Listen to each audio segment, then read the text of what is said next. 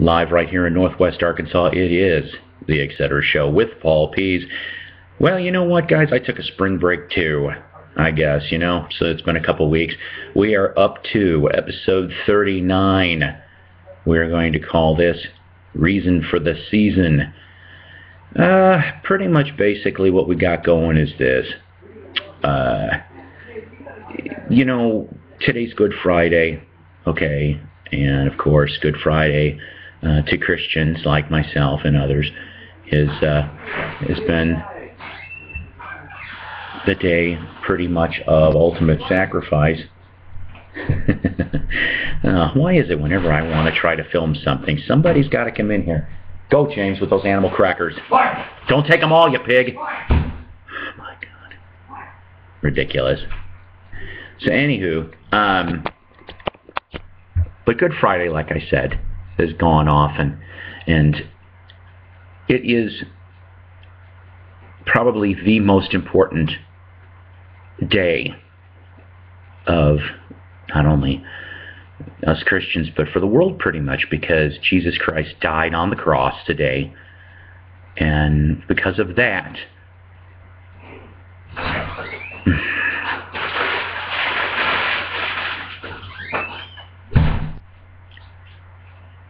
someday I'll be able to do these without having any interruptions. I'll be amazed. So because of that, okay, our price was paid through the shedding of His blood, and we are all saved as long as we believe that that's exactly what happened. So, that's very, very important. I've had some people in the past go off and ask me how come I talk about this kind of stuff on some of my shows. Well, you know what? It's America last time I checked, and we still have free speech for the moment. I don't know when, so that may disappear from us too.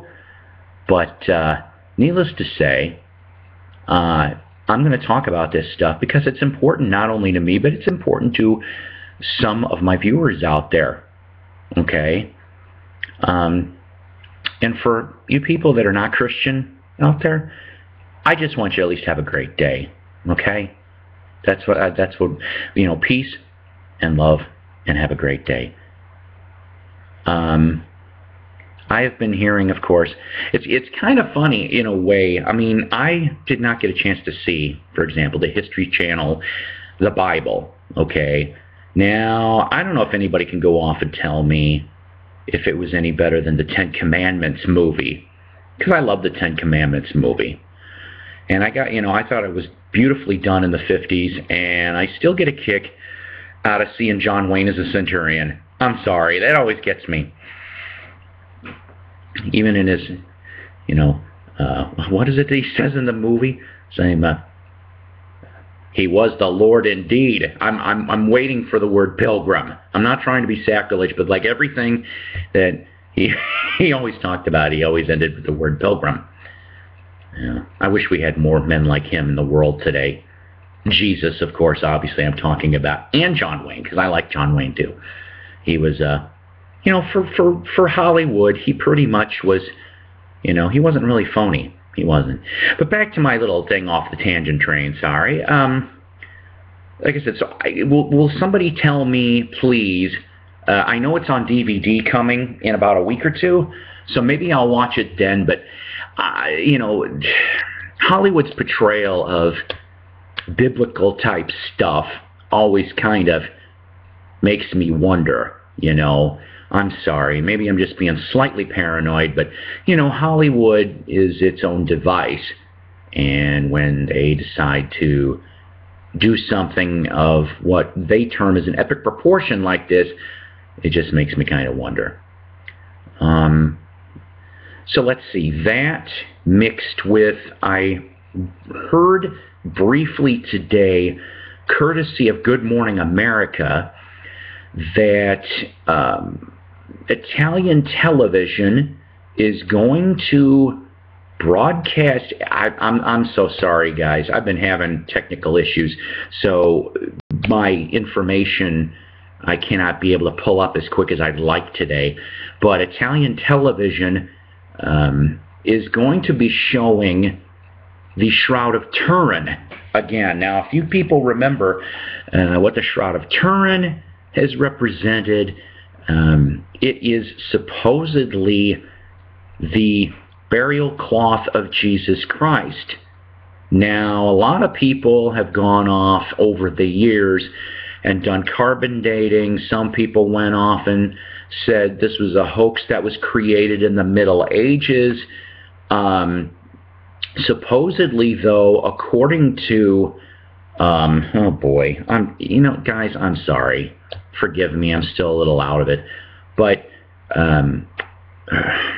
having to do with the Roman Catholic organization, okay, they have ran some more tests and have, they, like anything, you can't exactly pinpoint an exact time frame, but now it sure does appear that this garment was, in the 1st century A.D. They supposedly have been able to determine that much of it.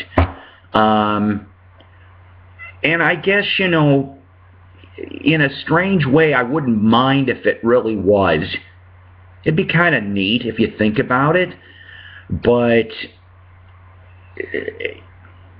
it's an object. Remember, kids, your beliefs in Jesus are supposed to be from the heart and spirit and not from the senses, okay? Because belief is what? Faith, right?